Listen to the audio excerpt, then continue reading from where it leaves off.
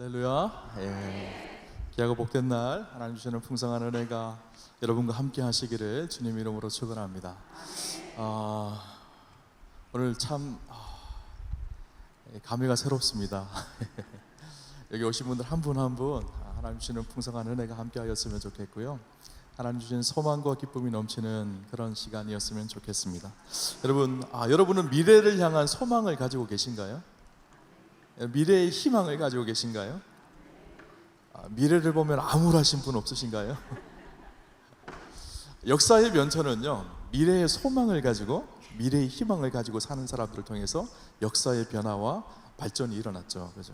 개인의 인생도 마찬가지입니다. 미래의 소망을 가지고 희망을 가지고 사는 인생과 그렇지 않은 인생은요, 오늘의 삶의 현실의 삶의 깊이와 질이 달라지죠. 때때로는 고난이 찾아와도 미래의 소망이 있는 사람은 그 고난을 넉넉히 이길 수 있는 힘이 있습니다. 여러분 강철왕 카네기의 유명한 일화가 있습니다. 그의 서재에 가면 아주 유명한 그림이 걸려 있다고 합니다. 그 그림이 무슨 그림인가 하면 밀물에 밀려왔을 때 나룻배가 이 모래바닥에 이렇게 처박혀 있는 그림이에요. 그리고 물이 쓸려 나가서 너무너무 초라한 그림이거든요. 이게 유명한 사람이 그린 그림도 아니고 아주 멋진 그림도 아닙니다. 그런데 그 그림 밑에 뭐라고 쓰여져 있는가 하면 반드시 밀물 때가 온다라고 쓰여진 그림이에요.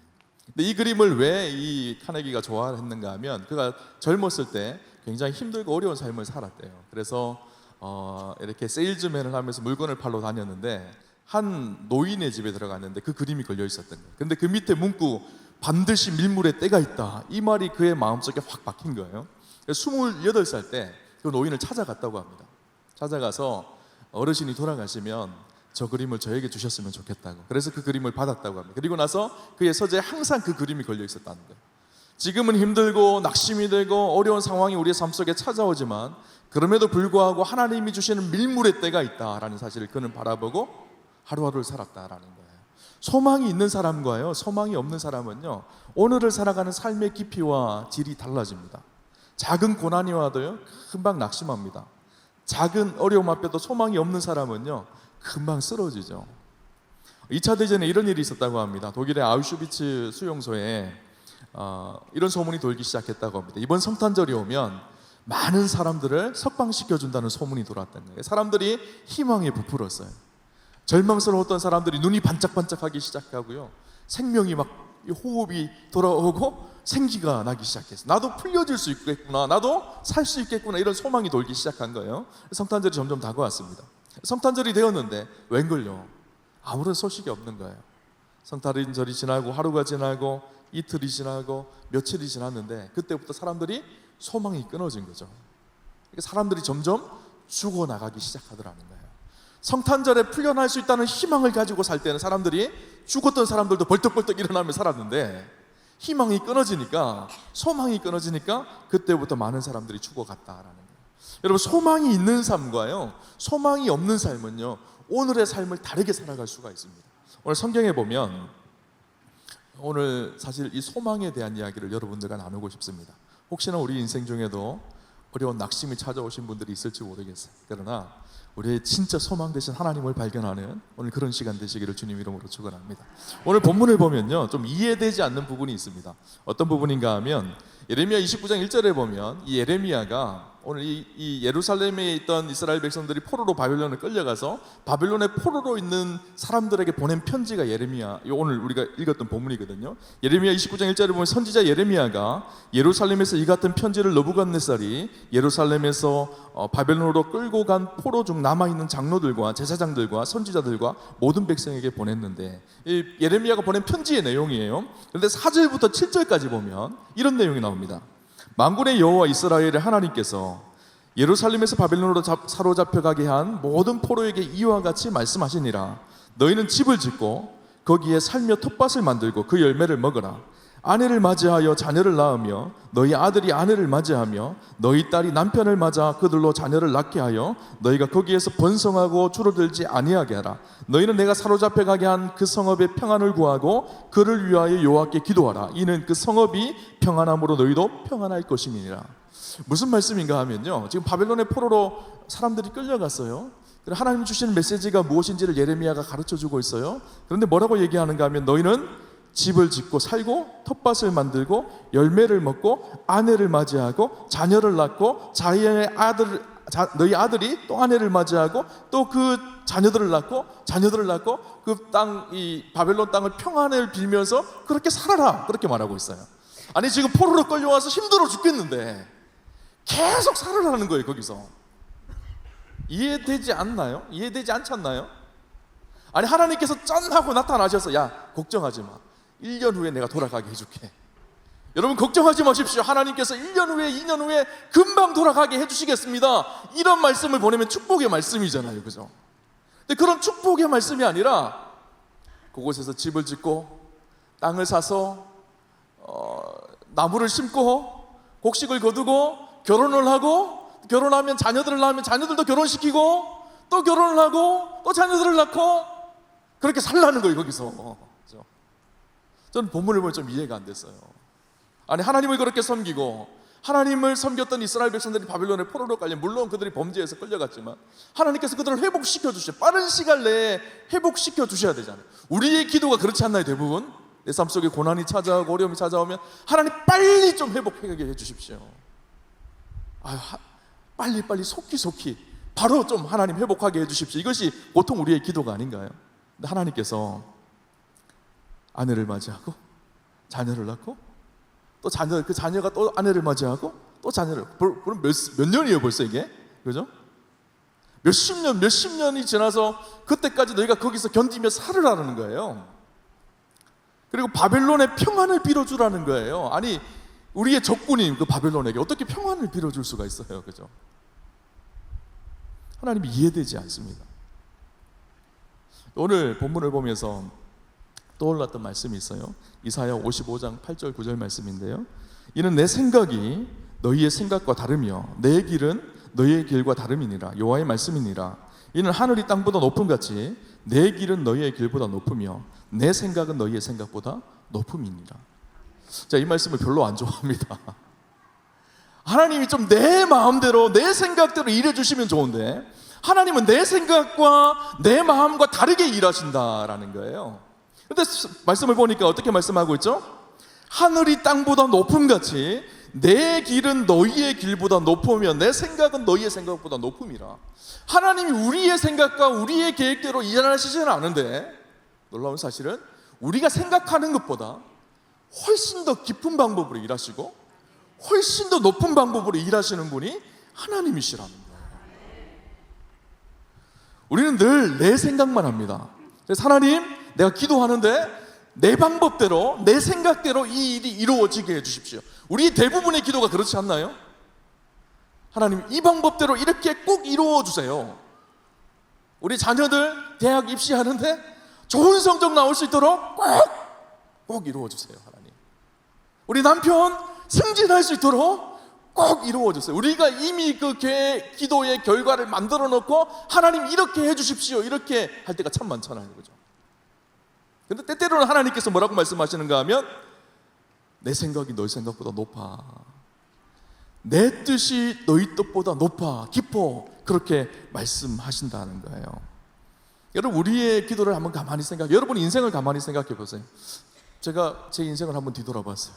제 뜻대로 응답받은 기도보다요, 때때로는 뜻대로 응답하지 않는 기도가 훨씬 많더라고요. 근데 그때는 제 뜻대로 응답되지 않을 때 참 답답합니다. 하나님 어떻게 그러실 수가 있나, 이런 생각이 들죠. 근데 지나고 나서, 한참 지나고 나서 그때 하나님의 말씀에 견주어서 비추어 보기 시작하면 그때 내 뜻대로 되지 않은 것이 참 감사하구나라는 것을 깨달을 때가 있어요. 내 삶 속에서 일하시고 역사하시는 하나님의 다른 계획과 다른 방법이 있었던 것이죠. 여러분, 한번 이렇게 생각을 해보셨으면 좋겠어요. 집을 지어요. 집을 지을 때 설계도를 만들 거 아니에요, 그죠? 설계도를 만드는데 저는 건축의 문외한입니다. 건축을 잘 몰라요. 그래서 이 집의 설계도를 보면서 이게 어떻게 지어질지를 잘 모릅니다.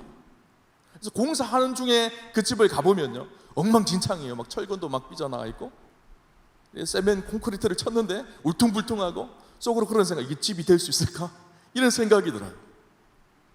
이게 진짜 집이 될 수 있을까? 아니 이렇게 하다가 잘못되는 거 아니야? 공사 과정 중에 그런 생각이 들 때가 있어요. 그런데 그것을 짓는 설계사나 건축가들은요, 그 모습을 보면 무엇을 보고 있을까요? 이미 지어진 그 모습을 그림 속에 머리에 그리면서 그 집을 만들어 가고 있는 거예요. 그리고 우리가 그 집을 다 짓고 나서 가면 어떤 생각이 들죠? 아, 건축가는 계획이 있었구나. 아, 이 건축하는 사람은 뜻이 있었구나라는 것을 깨닫게 되어지잖아요. 여러분, 우리의 인생은요, 공사 중이거든요, 사실은. 하나님께서 우리를 빚어가시고 만들어가시고 하나님의 뜻 가운데 우리를 세워가시는 공사 중에 저와 여러분의 인생이 있습니다. 탁월한 건축가이신 하나님께서 우리 인생을 빚으시고 만드시고 공사하고 계세요. 근데 그 과정 중에 있기 때문에 뭐 철근도 삐져나오고 이게 미래가 보이지 않는 것 같고 답답하고 어두운 것 같아 보입니다. 그러나 하나님은 계획이 있으시다는 거예요. 나는 그 계획을 지금 다 몰라서 답답하기도 하지만 그럼에도 불구하고 하나님은 우리 인생을 향한 선하신 뜻이 있다라는 거예요. 하나님의 본심이 있다라는 거예요. 이스라엘 백성들이 이렇게 바벨론의 포로로 끌려가는 것이 절망스럽고 고통스러운 일인 것 같지만 그 속에 하나님의 본심이 있다라는 거예요. 성경을 볼까요? 우리 29장 11절 말씀 한번 봅시다. 우리가 잘 아는 말씀이죠. 성경 29장 11절 제가 한번 읽어드릴게요. 성경을 펴신 분들은 같이 봤으면 좋겠습니다. 여호와의 말씀이니라. 너희를 향한 나의 생각을 내가 아나니 평안이요 재앙이 아니니라. 너희에게 미래와 희망을 주는 것이니라. 아멘. 다시 한번 읽어드리겠습니다. 여호와의 말씀이니라. 너희를 향한 나의 생각을 내가 아나니 평안이요 재앙이 아니니라. 너희에게 미래와 희망을 주는 것이니라. 하나님의 본심이 뭐라는 거예요? 너희가 바벨론의 포로로 끌려가서 한번 죽어봐라. 이것이 하나님의 본심이 아니라 하나님의 본심은 우리 안에 생각이 있으시다는 거예요. 평안이고 재앙이 아니라 우리에게 미래와 희망을 주시려고 하는 것이 하나님의 본심이라는 것입니다. 여러분, 우리 인생 속에 때때로 뜻하지 않은 고난이 찾아올 때가 있습니다. 우리의 이성으로 다 해결되지 않는 문제들이 찾아올 때가 있죠. 해석되지 않는 문제들이 찾아올 때가 있습니다. 그러나 하나님이 그 고난 속에 우리를 두신 것은요, 그 고난에 한번 진탕 한번 너네 당해봐라 이렇게 하기 위해 두신 것이 아니라 오늘 본문의 말씀처럼 우리에게 주신 하나님의 마음은 평안이고 재앙이 아니고 우리에게 미래와 진짜 희망을 주시기 위해서라는 거예요. 여러분, 우리가 인생을 살다 보면요, 어떻게 해야 될지 알지 못할 때가 있습니다. 만약에 제가 어떤 법적인 문제 때문에 어려움을 겪고 있다고 생각을 해봅시다. 그런데 저희 교회 성도님 중에 변호사가 있어요. 그러면 그 변호사 성도님이 와서 목사님, 제가 죽을 더 봤는데요, 아무 걱정하지 마세요. 가만히 보니까요, 제가 다 계획이 있어요. 염려할 필요 없어요. 그렇게 그 한마디를 해주면 얼마나 위로가 될까요? 그죠? 그런데 전능하신 하나님, 전지전능하시고 못할 일이 없으신 하나님이 우리 인생을 향해서 그렇게 말씀하십니다. 다 계획이 있어. 걱정하지 마. 내가 너희에게 이런 어려움 속에 있지만 내가 너희를 향한 진짜 본심은 너희에게 미래와 희망을 주는 것이야. 걱정하지 마. 그렇게 말씀하시면 그것이 얼마나 큰 위로가 될까요? 오늘 그렇게 우리에게 말씀하고 계시는 거예요. 여러분, 성경에 보면 모세 이야기를 여러분 잘 아실 거예요. 모세가 그죠? 40세까지 애굽의 왕자로 살잖아요. 근데 그는 하나님의 은혜 가운데 어머니 요게벳 밑에서 자랍니다. 그는 애굽에 살았지만 그의 정체성은 히브리인의 정체성을 가지고 자랐던 거예요. 40세가 되었을 때 그가 가장 혈기왕성할 때, 가장 힘이 있을 때, 가장 능력이 있을 때 그는 스스로 자기의 꿈을 꾸고 이스라엘 백성들을 독립해야 되는 그런 소망을 가졌던 것 같아요. 그러니까 이 돌을 들고 이 히브리인들을 괴롭히는 애굽 사람은 돌로 쳐 죽이잖아요. 그죠? 근데 그 일 때문에 그는 결국은 광야로 쫓겨가는 인생이 되어집니다. 자기의 계획이 다 무너지는 순간이에요. 그 자리에 있었으면 애굽의 왕이 될 수도 있는 자리였었어요. 자기가 가지고 있는 모든 권한들이 다 잃어버리게 되어지는, 내어놓게 되어지는 인간적인 계획 속에서는 가장 절망의 자리, 가장 고통의 자리, 자기의 계획이 무너지는 그런 자리였었습니다. 근데 그때 하나님의 계획도 끊어졌을까요? 아니에요. 놀랍게요, 하나님 그때 모세에게서 일하시기 시작해요. 모세를 들어 세우기를 시작하고, 모세가 광야에 가서는 아무것도 할 수 없었습니다. 그가 하는 일은 양치는 일들밖에 없었어요. 양만 날마다 치러 갔던 모세, 양이 울음소리만 듣는 모세, 자기가 할 수 있는 모든 힘이 다 빠져서 아무것도 할 수 없는 그 모세, 하나님 그때부터 모세를 훈련시키시기 시작했어요. 그의 교만을 빼버리시고요, 그의 이 욕망과 야망을 제거하기 시작했어요. 그리고 하나님만 의지할 수밖에 없게 만드셨어요. 80세가 되어진 모세, 이제는 할아버지가 되어서 아무것도 할 수 없었던 그 모세, 아무것도 스스로 할 수 없다고 이제는 별 볼 일 없는 인생이라고, 하나님의 은혜 없이는 한순간도 살 수 없는 인생이라는 사실을 깨달은 모세, 하나님 그 모세를 들어서 사용하셨던 것이죠. 자기의 계획이 다 뒤틀리고 자기의 야망이 다 무너지고 자기의 열심과 열정이 다 무너지고 하나님의 은혜를 신뢰할 수 있을 수밖에 없었던, 그래서 진짜 모세가 하나님의 은혜 가운데 꿈을 꾸게 한 그 80세의 시간부터 하나님은 그의 인생을 들어서 사용하신 거였어요. 하나님은 모세를 향한 계획이 있으셨던 거예요. 40세에 광야로 끌려와서 양을 치는 모세가 얼마나 절망했을까요? 애굽의 왕자로 왕이 될 수 있었던 그런 위치에 있었던 모세가 이제는 양치는 목자로 그렇게 살아갔던 자신의 인생을 보면서 얼마나 낙심했을까요? 그런데 하나님은 계획이 있었던 거예요. 여러분, 우리 인생도 마찬가지입니다. 내 생각이 사라졌을 때, 내 계획이 사라졌을 때 하나님의 계획이 시작되기 시작하고, 그러하기에 내 생각을 너무 신뢰하지 말아야 합니다. 하나님의 뜻이 무엇인지를 묻고 하나님 주시는 꿈이 무엇인지를 찾아야 되는 것이죠. 여러분, 우리 인생 속에 일하시는 하나님의 은혜를 신뢰하셔야 합니다. 우리의 소망은요, 우리의 계획 속에 있는 것이 아니에요. 우리의 진짜 소망은 누구실까요? 하나님이세요. 그 하나님을 신뢰하고 하나님을 소망하는 것이 구체적으로 우리의 삶 속에 이루어지는 방법이 있습니다. 무엇일까요? 기도하는 일입니다. 오늘 본문을 보면요, 12절 13절에 이렇게 얘기합니다. 너희가 내게 부르짖으면, 내게 와서 기도하면 내가 너희들의 기도를 들을 것이요, 너희가 온 마음으로 나를 구하면 나를 찾을 것이요, 나를 만나리라. 너희가 내게 부르짖으면, 내게 와서 기도하면 내가 너희들의 기도를 들을 것이고, 너희가 온 마음으로 나를 구하면 나를 찾을 것이요, 나를 만나리라. 하나님께서 뭐라고 말씀하시죠? 바빌론을 포로로 끌려갔던 이스라엘 백성들을 향해서 너희가 내게 부르짖고 내게 기도하면, 너희가 70년이 포로 기한인데 반으로 뚝 잘라서 35점만 해줄게 이렇게 말씀하셨나요?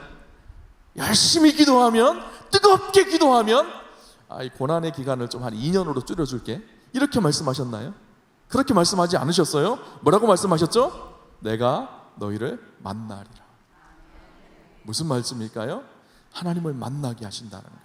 그 말씀 속에는 하나님과의 교제가 시작되어지고 하나님 아버지의 마음이 무엇인지, 우리를 향하신 하나님의 뜻이 무엇인지를 알게 하신다라는 거예요. 우리가 기도할 때 하나님의 뜻을 알게 되어집니다. 하나님의 계획을 알게 되어집니다. 그때 나타나는 우리의 마음 속에 무엇이 일어나기 시작할까요? 평안이 나타나기 시작해요. 기도의 중요한 열매가 무엇인가 하면요, 평안입니다. 평안. 기도하면요, 내 인생 가운데 계획하신 하나님의 선하신 뜻이 무엇인지를 알아가게 되거든요. 이런 낭망 속에, 이런 힘든 상황 속에 살지만 그럼에도 불구하고 나를 붙들고 있고 나를 인도하시고 나를 사랑하시는 하나님의 계획이 보여지기 시작하는 거예요. 그래서 아직 응답받지 않았지만 그럼에도 불구하고 내 안에 평안함이 일어나기 시작하죠. 여러분, 기도의 여인 하면 떠오르는 사람이 있습니다. 한나가 떠오르죠. 한나는 절망스러웠던 여인이거든요.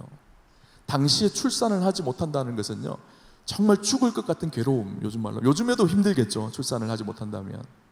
당시는요, 여성의 중요한 사명 한 가지가 무엇인가 하면 자녀를 생산하는 일이거든요. 그래서 자녀를 출산하지 못한다라는 말은 다른 말로 하면 하나님 앞에 저주를 받았다라는 말과도 비슷한 말입니다. 한나가 너무너무 괴롭고 너무너무 고통스러운 거예요. 한나가 스스로를 뭐라고 얘기하는가 하면요, 그렇게 얘기합니다. 나는 마음이 슬픈 여자다, 그렇게 이야기합니다. 얼마나 괴로웠을까요? 그래서 자기는 마음이 슬픈 여자라고 그렇게 이야기해요. 한나가 실로로 올라가서 하나님 앞에 뜨겁게 기도하잖아요. 그 기도했던 모습을 보니까 성경이 뭐라고 이야기하는가 하면, 속으로 말하며 입술만 움직이고 음성은 들리지 아니하므로. 여러분, 그렇게 기도해 보신 적이 있으신가요? 속으로만 말하고 입은 막 움직여요. 근데 소리는 내지 못해요. 너무 힘들고 너무 고통스러운 분들을 볼 때, 간혹 그렇게 기도하는 분들을 볼 때가 있습니다. 마음속으로 간절하게 기도합니다. 근데 너무너무 힘들고 어려워서 이걸 토해내지를 못하는 거예요.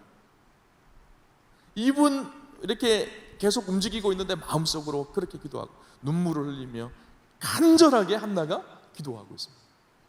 그 모습을 보았던 엘리 제사장이 뭐라 그러죠? 저 여자가 술 취했구나. 참 엘리 제사장도 참 영적으로 무감각한 사람이라는 생각이 들어요. 아니, 성도가 와서 그렇게 간절히 기도하면 뭔가 큰 어려움이 있나 보다, 기도해 줘야지. 그 모습을 보고 저 여자가 술 취했구나, 이렇게 이야기하고 있어요. 그죠? 그 한나가 그렇게 간절히 기도할 때 어떤 일이 일어나죠? 하나님께서 한나를 잉태케 하셔서 누가 태어나죠? 사무엘이 태어나잖아요. 그죠? 당시 시대가 사사시대였습니다. 사사시대는 영적으로 가장 어두운 시대 중에 한 시대예요. 사사시대는 이스라엘 백성들이 가나안을 정복하고 들어가서 가나안에서 하나님의 백성답게 그들이 살기를 하나님은 원하셨어요. 그런데 바알을 섬기고 아세라를 섬기고 음란한 일을 행하고 종교적으로도 타락하고 영적으로도 타락한 시대가 사사시대입니다. 그 시대를 잘 대변해주는 말씀이 사사기 17장 6절 말씀인데 이렇게 기록하고 있죠. 그때는 이스라엘에 왕이 없었으므로 자기 소견에 옳은 대로 행하였더라. 이스라엘에 왕이 없었을까요? 아니, 있었죠. 누가 왕이셨죠? 하나님이 왕이셨잖아요. 왕이신 하나님이 계시는데 스스로 고백하기를 하나님이 없었다라고 고백합니다. 왕이 없었다라고 고백합니다. 왕을 몰아냈죠. 왕이신 하나님을 몰아내니까 주인이 누구였을까요? 자기가 왕이 되었던 시대예요. 그러니까 자기의 욕심과 정욕과 욕망을 쫓아서 살았던 시대가 사사시대거든요. 그런 허감의 시대, 어둠의 시대에 종교 지도자들도 타락하고 영적으로도 성적으로도 타락하고 도덕적으로 타락한 시대에, 그 시대가 사사시대예요. 근데 그 사사시대에 어둠의 터널을 지나서 빛을 비추게 하는 한 인물이 있었습니다. 누굴까요? 사무엘이에요. 새 시대를 여는 하나님의 사람 한 명이 바로 사무엘이었거든요. 그 사무엘이 어떻게 태어났을까요? 절망스럽고 고통스럽고 괴로워하고 슬퍼하고 간절히 하나님 앞에 부르짖고 기도하는 한나라는 여인의 기도를 통해서 사무엘이 태어난 거예요. 그런데 놀라운 사실은요, 사무엘이 태어나기 전에 한나가 실로에서 기도하면서 기도가 끝났을 때 성경은 뭐라고 기록을 하는가 하면 사무엘상 1장 18절을 보니까 이렇게 기록합니다. 이르되 당신의 여종이 당신께 은혜 입기를 원하나이다 하고 가서 먹고 얼굴에 다시는 근심빛이 없더라. 다시는 근심빛이 없더라. 여러분 아멘 하십시오. 그러면 여러분의 근심빛이 떠나갈 줄 믿습니다. 다시는 근심빛이 없더라. 한나가요, 아직 사무엘을 임신하기 전이에요. 실로에서 기도가 끝나고 실로를 나가는 상황이에요. 근데 성경은 뭐라고 기록하는가 하면 얼굴에 다시는 근심빛이 없더라. 아니, 기도 응답이 되면 우리는 보통 언제 기쁘죠? 기도가 응답되면 기쁘잖아요. 그죠? 뭔가 하나님이 좀 사인을 보여주시면 기쁘잖아요. 그죠? 근데 한나에게는 아직 아무런 사인이 나타나지 않고 아무런 응답이 없는 상황이었었어요. 그런데 기도가 끝나고 나가는 한나의 얼굴에는요, 근심빛이 사라졌습니다. 도대체 무슨 일이 일어난 것일까요? 기도 속에 하나님을 만난 거예요. 그죠? 성경을 보면 뭐라고 기록하는가 하면 한나의 기도에 대해서 이야기하며 사무엘상 1장 15절에 보면 나는 마음이 슬픈 여자라 포도주와 독주를 마신 것이 아니라 여호와 앞에 내 심정을 통한 것뿐이니이다. 한나가 뭐라고 얘기하는가 하면요, 여호와 앞에 내 심정을 통한 것입니다. 그의 기도는요, 내 심정을 여호와 앞에 통한 것이라고 이야기합니다. 통했다라는 말은 무슨 말일까요? 상호 교환이 있었다라는 것이죠. 한나가 간절하게 울부짖으며 하나님 앞에 기도하였습니다. 울부짖으며 자기의 마음을 다 쏟아놓고 기도하였어요. 그러자 어떻게 됐을까요? 하나님께서 한나의 마음을 아셨던 거예요. 그의 상처가 무엇인지, 그의 아픔이 무엇인지, 한나가 왜 울고 있는지, 그 슬픔이 무엇인지를 하나님께서 아셨어요. 근데 기도는 여기서 끝나는 것이 아니에요. 하나님께서 아신 것에서 한나는 어떻게 통하였다라고 표현하고 있잖아요. 통하였다라는 것은 서로의 마음이 이해되어졌다라는 거거든요. 하나님도 한나의 마음을 아셨고 한나도 하나님의 마음을 알았다는 거예요. 자신의 인생이 저주받은 인생이라고 생각을 했었는데 자녀를 출산하지 못하여서 자기의 인생과 하나님의 축복이 끊어졌다고 생각을 했었는데 아니었던 거예요. 하나님 여전히 자신을 붙들고 있었고 자신을 위해서 인생을 놀라운 계획을 가지고 있었고 하나님의 뜻이 자신 삶 가운데 이루어지고 있다라는 사실을 한나는 기도 속에 발견한 것이죠. 그러니까 하나님과 통한 거예요. 축복하기로 오늘 기도할 때 하나님과 통하는 역사가 여러분 가운데 있으시기를 주님 이름으로 축원합니다. 하나님의 마음이 알게 되어진 거예요. 그렇죠? 자신은 저주받은 인생이라고 생각을 했었는데 자신의 인생에 절망이 가득하다고 생각을 했었는데 아닌 거였었어요. 하나님 여전히 나를 사랑하고 계시고 나의 인생 속에 일하시는 하나님의 섭리가 있다라는 것을 한나가 알게 되어졌죠. 마음속에 평안함이 생기게 되어진 거예요. 더 이상 근심하지 않게 되어졌죠. 여러분, 우리가 기도의 응답 속에요, 하나님께서 놀랍고 큰 일을 보여주실 때도 있죠. 그죠? 그런데 때때로는요, 우리에게 아직 응답되지 않았지만 평안함을 먼저 주실 때가 있어요. 그럴 때는 무슨 말일까요? 내 안에 고난이 여전히 있고 어려움이 여전히 있지만 그 어려움과 고난 앞에 오늘을 그 평안함 때문에 신실하게 살아갈 수 있는 힘이 생기기 시작합니다. 고난 앞에 낙심하지 않을 힘이 생기기 시작하는 거예요. 그래서 성실하게 그 삶을 살아갑니다. 오늘 본문 5절 6절을 보면요, 이렇게 기록을 하죠. 아까 제가 읽었던 말씀이기도 한데, 너희는 집을 짓고 거기에 살며 텃밭을 만들고 그 열매를 먹으라. 아내를 맞이하여 자녀를 낳으며 너희 아들이 아내를 맞이하며 너희 딸이 남편을 맞아 그들로 자녀를 낳게 하여 너희가 거기에서 번성하고 주루들지 아니하게 하라. 무슨 말이죠? 잘 살라는 거예요. 바벨론이 힘들고 어렵지만 잘 살라는 거예요. 왜 그럴까요? 하나님 너희에게 평안을 주실 것이기 때문에. 하나님이 너희를 향한 생각은 재앙이 아니라 희망과 소망이 있기 때문에. 하루하루를 성실하게 살아가다 보면 하나님이 역사하신 역사의 때가 반드시 오기 때문에. 여러분, 등산해 보셨죠? 예를 들어 한라산을 등산한다고 생각을 해봅시다. 한라산 저 꼭대기를 보고 한라산에 올라가기가 쉽나요? 어렵나요? 쉽지 않습니다. 등산 처음 하는 사람은요, 한라산 꼭대기만 보면 즐겁대요. 제가 얼마 전에 한라산을 다녀왔는데 딱 보니까 나는 못 올라가 이렇게 되더라고요. 그런데 등산하는 방법이 있습니다. 뭘까요? 산을 정상을 보지 말고 내 앞팔을 바라보면서 그냥 한 걸음 한 걸음 내딛어서 가면 돼요. 그렇죠? 예전에 제가 목사님들과 한번 등산할 때가 있었는데 제가 산을 잘 못 타요. 그런데 이 목사님들하고 등산을 하는데 정상을 보니까 가기가 너무 힘든 거예요. 제가 한 일은 딱 한 가지였었어요. 앞에 걸어가는 목사님 뒷걸음을 보고 계속 그냥 따라갔어요. 그러니까 어느 순간 정상에 딱 서 있더라고요. 그죠? 우리 인생도 마찬가지입니다. 때때로 우리 삶 속에 힘들고 어려운 고난이 우리 인생 속에 찾아올 때가 있고 그 고난이 언제 해결될지 앞이 캄캄하여 보이지 않을 때도 있지만 우리를 향한 하나님의 계획과 섭리가 있고 하나님의 선하신 뜻이 있다면 오늘을 묵묵히 하루하루를 진실하게 살아가다 보면 그 속에서 하나님의 선하신 뜻이 우리 인생 속에 이루어지는 그날이 반드시 있다라는 거예요. 이스라엘 백성들이 70년 하면 70년을 향해서 바라보기에 너무 먼 거리예요. 70년 되려면 아직 한참 남았는데 한참의 시간이거든요. 그런데 오늘을 성실하게 살다 보면요 70년이 차게 돼 있는 거예요. 하나님의 때가 되어지면 회복하게 하실 때가 있는 거예요.